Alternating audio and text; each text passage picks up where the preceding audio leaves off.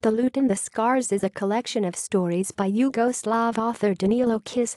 First published posthumously in 1994, Kiš died in 1989. The novel was translated into English by John K. Cox and published in 2012.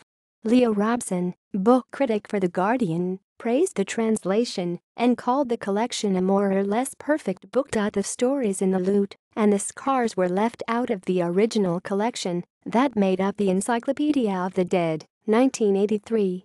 Stories. The poet, a man who wrote some verses critical of Tito, is thrown in jail and forced to write poetry praising the dictator.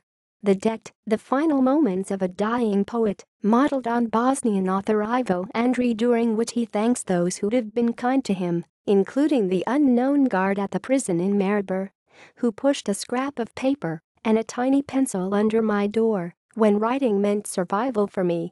The Lute and the Scars, an old man from Belgrade, speaks of life and art, delivering, according to Sam Sachs, what could be Kiš's own aesthetic judgment. The writer has to point out the great theme, dying, so that humans might be less proud, less selfish, less evil, and on the other hand, he or she must imbue life with some kind of meaning.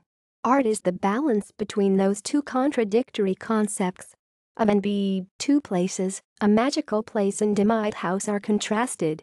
Juraj Galek, a beautifully worked story of regret and suicide steeped in details of the émigré writer's lifestyle. The Stateless One, on the relationship between imagination and suffering. References: